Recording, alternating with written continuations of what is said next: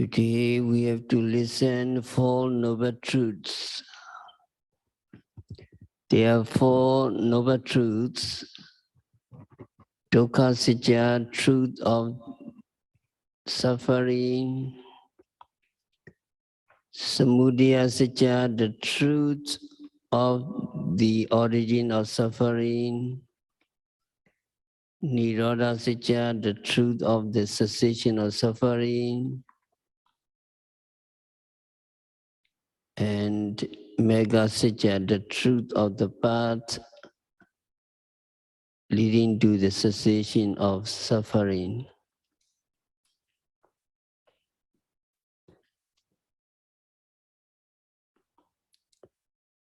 These four noble truths are important because there can be no enlightenment without the realization of these four noble truths. The Buddha once said, it is through not understanding, not penetrating the four noble truths that I, as well as you, have to wander so long through the rounds of samsara. So the Buddha said it is through not understanding, not penetrating the four noble truths that he, as well as his disciple, had to go through the rounds of samsara for a long, long time. Since it is impossible to gain enlightenment without realizing, without seeing by direct knowledge, these four noble truths, are very important. The Buddha was very firm and sure about these four noble truths. Buddha said, there are only these four noble truths. There are no more or no less. And also there is no one else other than Buddhas who can teach these noble truths. There is no one else who can discover and who can teach these four noble truths to all beings. So these four noble truths are important both to understand and to realize.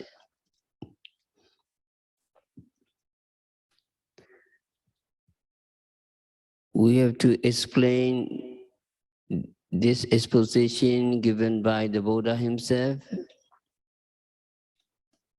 This exposition is in the first sermon, Dhammacakkappavattana Sutta, and also in the discourse on the four foundations of mindfulness, Mahasatipatthana Sutta.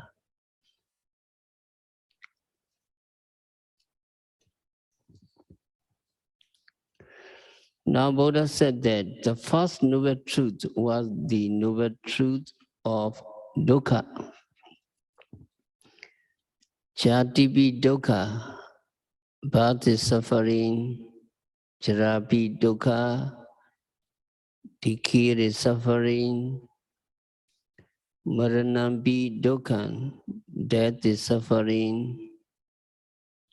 Soka paridewa dukkha domanasupaya sabi dukkha, sorrow, lamentation, pain, grief, and despair are suffering. Api yehi sambayago dukkha, association with beings and things that one dislikes is suffering. Piyehi Vipyagodokho, this separation from beings and things that one likes is suffering.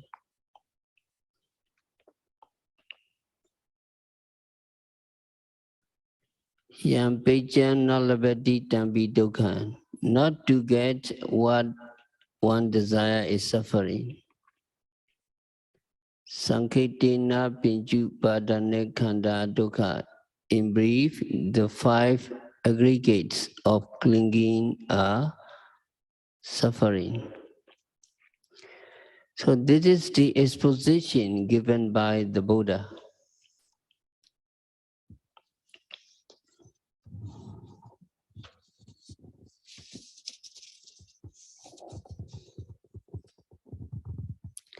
Buddha said that Chadibi Dukkha, the birth is suffering. But here means conception for human beings, conception in the womb of the mother. Birth is suffering because it is a base. It is a basic for all suffering we encounter in our lives. Since we have birth as a human beings, we suffer aging, disease, death, sorrow, lamentation, and so on. So the Buddha said, Chatipi dukkha, birth is suffering. Charapi dukkha, decay or aging is suffering.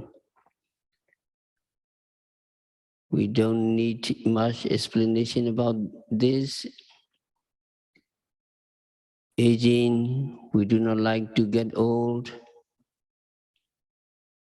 We would like to be young, or at least we would like to look young.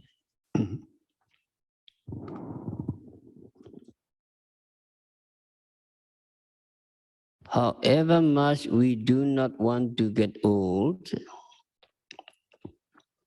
however much we want to look young, we are getting old day by day, hour by hour, minute by minute, second by second. So decay or aging is one which we do not like, but we have to endure it. So therapy, dukkha, decay or aging is suffering. Pyatibi dukkha, disease is suffering. To have any kinds of disease is suffering. Maranambi dukkha, death is suffering.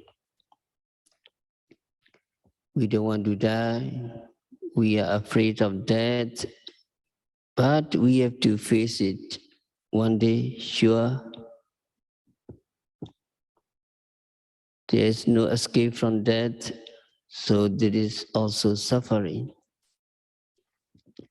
Soka, parideva, dukkha, domana supaya sabi dukkha.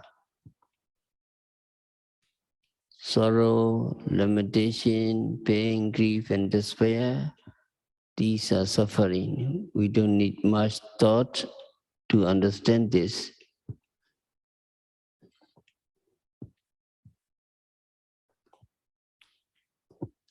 Apiyehi sambhyago dukkha. Association with beings and things that one dislikes is suffering. That is also not difficult to understand. If we have to live with someone we don't like, we suffer, or we have to have something we don't like. Suppose you have something you don't like, you have to you are not in a good mood, you are suffering. It is plain, it is easy to understand.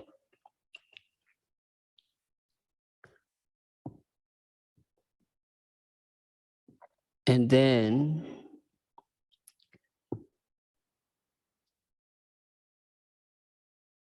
piyehi apiyehi sambhyaga dukkha. Piyehi vipyaga dukkha. Separation from beings and things one likes. If you are separated from your loved ones, you suffer. If you are separated from something you like, something you cherish, then you suffer. Yampechan nalabati tampi dukkha. Not to get what one desire, not to get what one desire is suffering. You want to get something and you don't get it, then you suffer. And the deeper understanding of it is not to get what one desires means, for example, we don't want to get old, we don't want to get disease, we don't want to age, we don't want to face disease, we don't want to face death. That is suffering.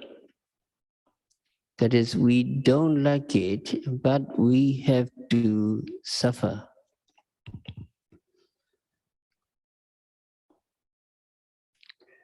With these words, Buddha taught us the first noble truth, the noble truth of suffering, which we can understand easily.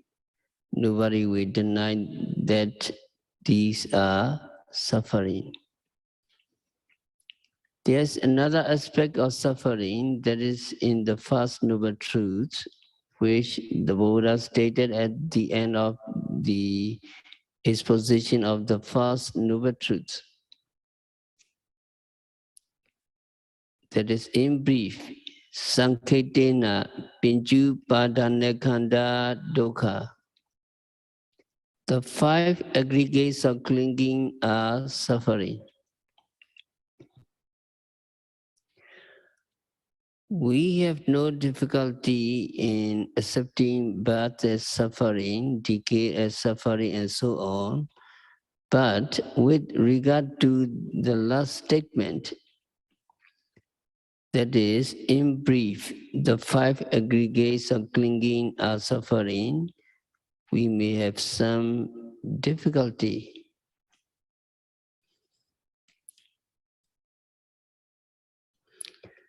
Don't we sometimes enjoy ourselves? Sometimes we are happy, or as young men, you may enjoy some sensual pleasures and so on. Is that sukha? Is that happiness, or isn't that happiness? According to the teaching of the Buddha, these are also dukkha. The five aggregates of clinging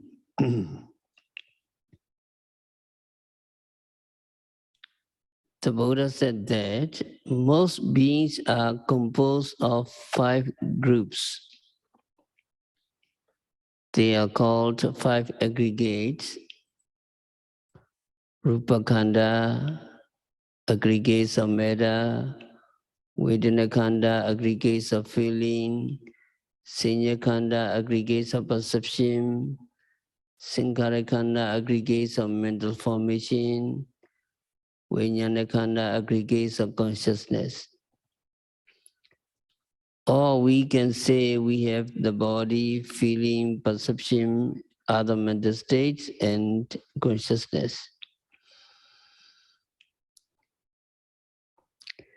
These five aggregates, almost all of these five aggregates are the object of clinging, the object of attachment. So by this last sentence, in brief, the five aggregates of clinging are suffering.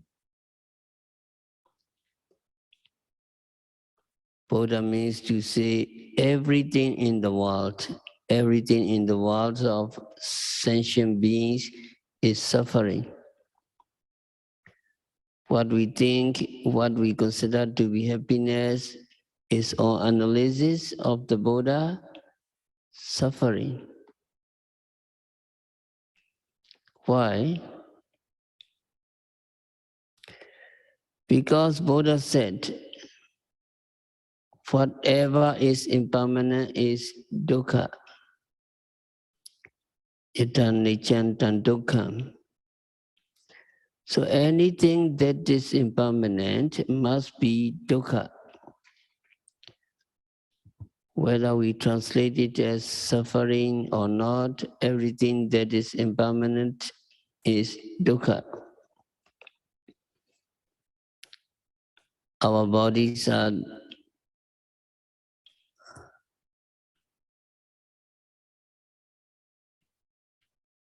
permanent or impermanent. Our bodies will not last forever. Our thoughts, our mental states, they just come and go. So what we take to be happiness just comes and goes. You enjoy life, you enjoy sensual pleasures, they do not last long. They come and go. Since they are impermanent because they have a beginning and an end, they are said to be dukkha. So in this sense, everything in the sentient world is dukkha.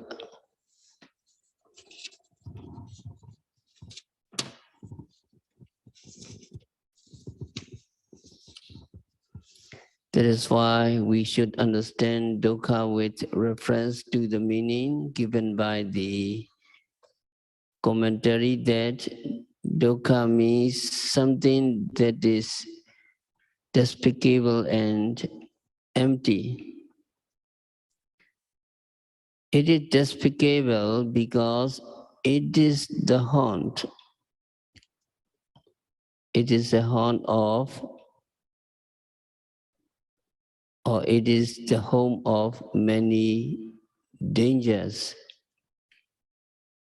It is empty because there is no permanent entity, or there is no soul, or there is no self. So we should understand the first noble truth at both these two levels, the ordinary level and the deeper philosophical level. Only when we understand in these two ways can we say that we understand the first noble truths. Only when we understand in this way, we can accept that dukkha is everywhere.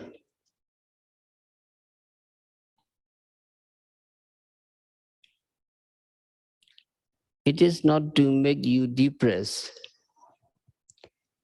Many people say that they do not like Buddhism because Buddhism talks about dukkha very much.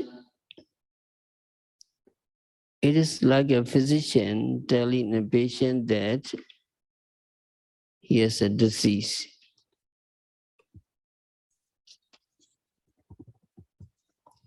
A physician is a means a patient and he finds a disease in that man. then the physician must say, you have such and such disease. We cannot accuse the physician of being a pessimist or of having a desire to depress his patients. That is because it is the fact. He must declare this fact to the patient. In the same way, we are like patients, and the Buddha diagnoses us, and he found that we are suffering from this dukkha disease. So Buddha said, you have this dukkha disease. It is just stating the fact. It is not stated to make us sorry. It is not stated to make us depressed.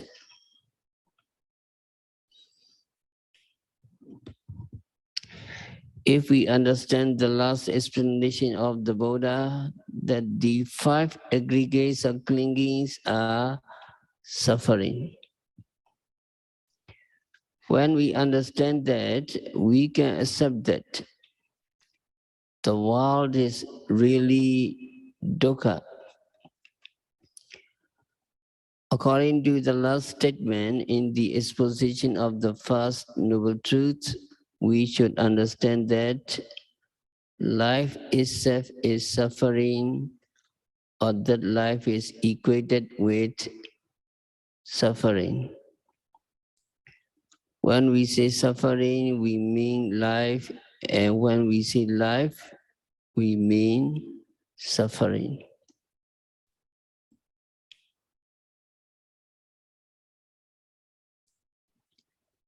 And then Buddha pointed out the cause of suffering, the origin of dukkha. And Buddha said that it is craving. Here, craving, tanha means craving or attachment, greed, lust. Every mental state that arises in combination with desire or want.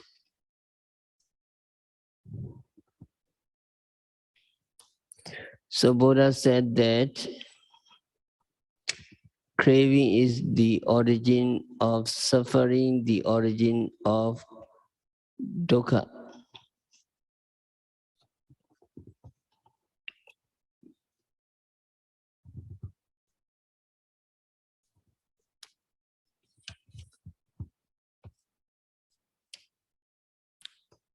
And Buddha explains that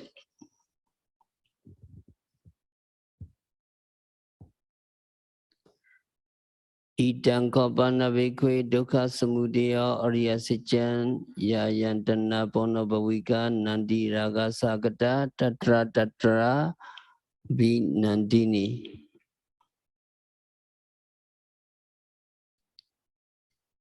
Buddha explained that this craving gives rise to fresh rebirth. Rebirth is life. Rebirth is the beginning of life.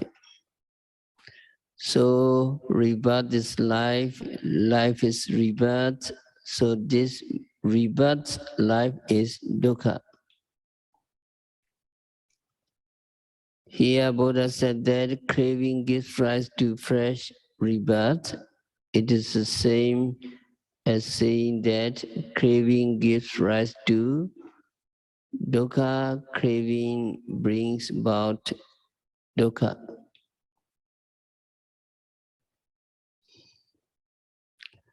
Also, Buddha said that this craving is bound up with pleasure and lust. Nandi raga sakata. This craving is bound up with pleasure and lust. Actually, pleasure and lust are themselves craving. So craving, lust, pleasure, attachment, greed, they mean the same thing.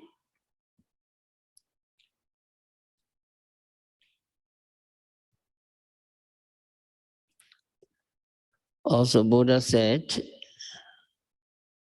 Tatra Tatra Binandini.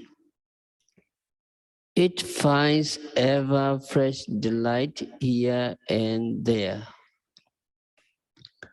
Tatra Tatra, here and there means in this life and in that life, or in lives.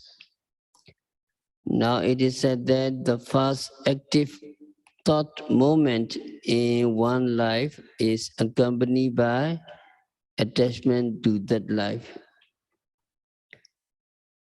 Wherever a being is reborn, even if he is reborn in hell, the first active moment in that life is always bound up with attachment. So it takes delight in this here and there.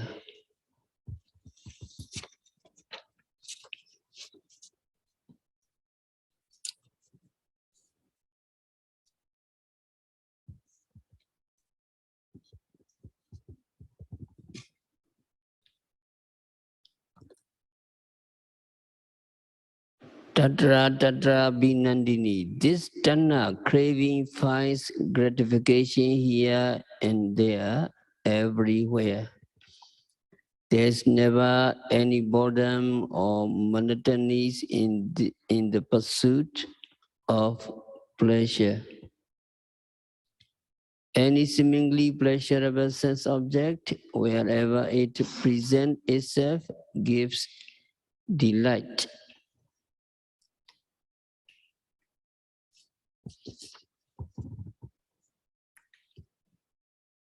In the human world, life in the lower uh, status of societies, maybe uh, maybe not attractive to people of higher status, higher station.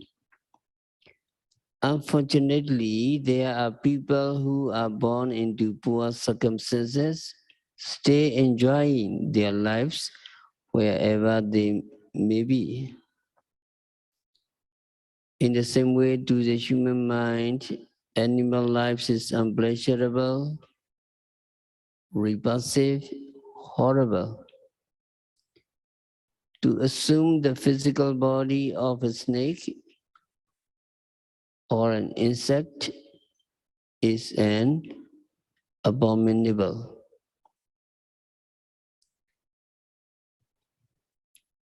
Abominable thought for human beings. Yet, if rebirth takes place in an animal world, a being is quite pleased with his physical body and finds delight in its life.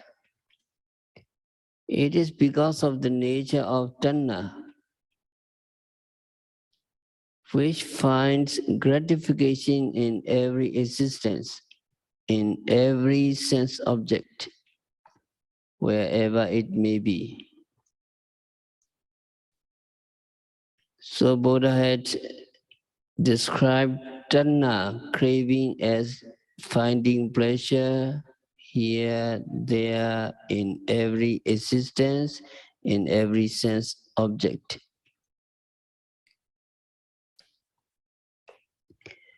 It is illustrated by the story of Sampaya Nagakin. So we have to listen the story. In one lifetime, the Bodhisattva was born into a poor family in the vicinity of the river Sampa.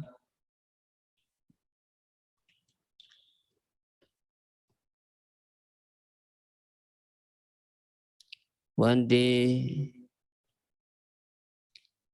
he saw the Sampaya Nagakin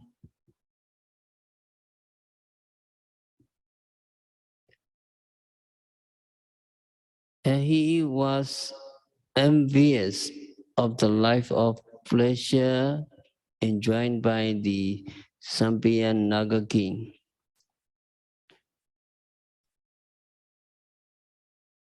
And the Bodhisattva engaged himself in the good deeds,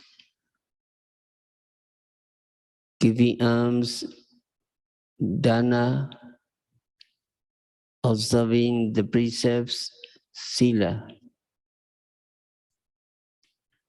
So as a result of these meritorious deeds, dana and sila, charity and observing precepts, when he passed away, he was reborn spontaneously in the realms of Naga and found himself seated on the throne of the Sampian Naga king in the full shape and form of a Naga beings. The Naga is a species of snake. To be reborn as a snake from the human existence is really frightful and abominable. Then the Bodhisattva looked at his repulsive, horrible new form, and then he reflected in this way. As a result of my good deeds of dana and sila, charity and observance of moral precepts, I could have been reborn in any of the 6 celestial realms. But because I had wished for the pleasure of the Naga king, I am reborn into these worlds of reptiles. And he reflected, to die would be better than to live the life of a snake. He even played with the idea of committing suicide.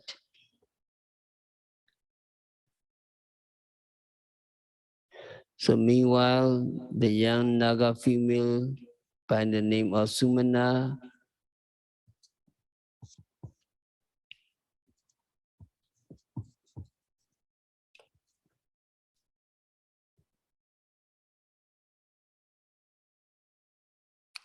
gave signal to other young Naga females to commence entertaining their new king.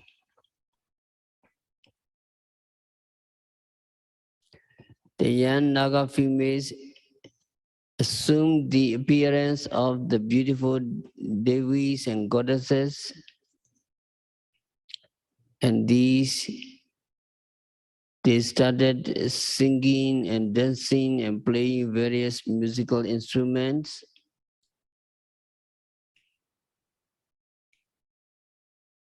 And the Sampeyan Naga king saw the beautiful goddesses entertaining him with song, dance, and music.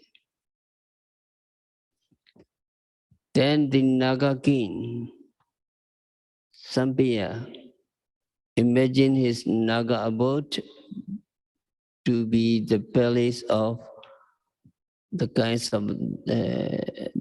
of gods and felt very pleased. He also took on the appearance of a god himself and joined the female Nagas in their revelry with much delight. However, he was Bodhisattva. As a Bodhisattva, he easily regained the sense of reality and resolved to be born again as a human being so that he could further promote his paramis, the virtuous qualities of almsgiving, keeping precepts, etc. So human existence is very, very precious to fulfill the paramis. In pursuance of this resolution, the Sambian Naga king later came to the human world and sought solitude in the forest and kept observant of the moral precepts.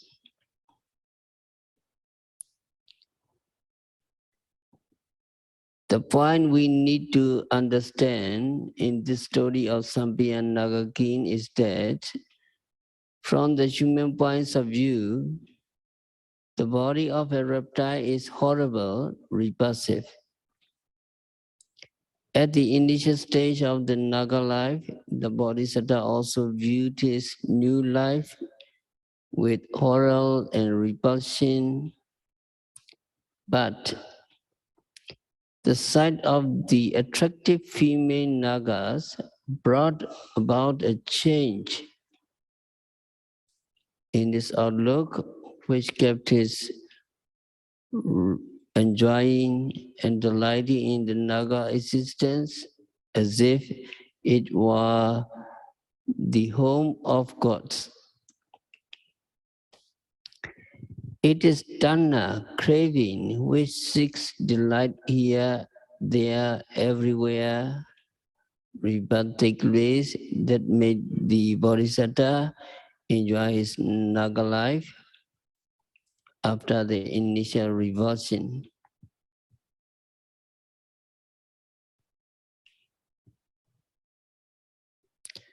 There was also the wish he had made while he was a poor man in the human world for the pleasurable life of a Naga king. This wish of or craving was also Tanna, which landed him in the realms of Nagas in accordance with the words of the Buddha, Pono Bhavika. Tanna give rise to new rebirth.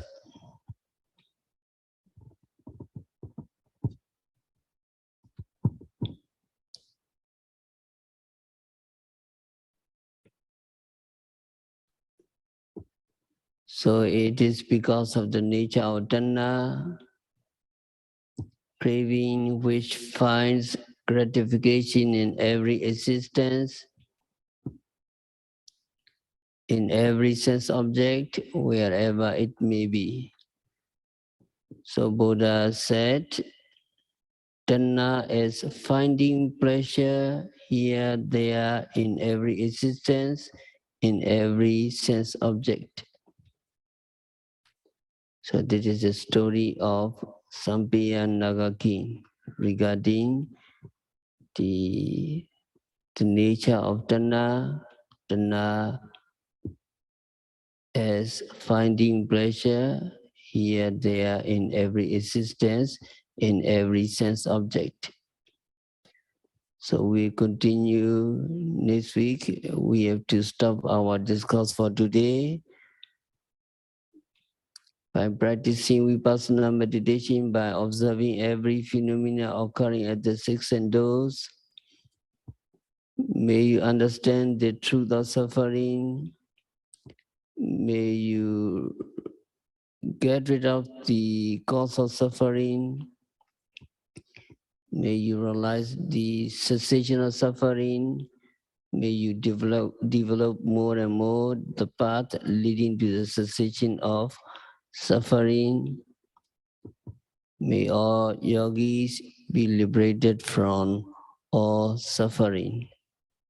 Sadhu, sadhu, sadhu.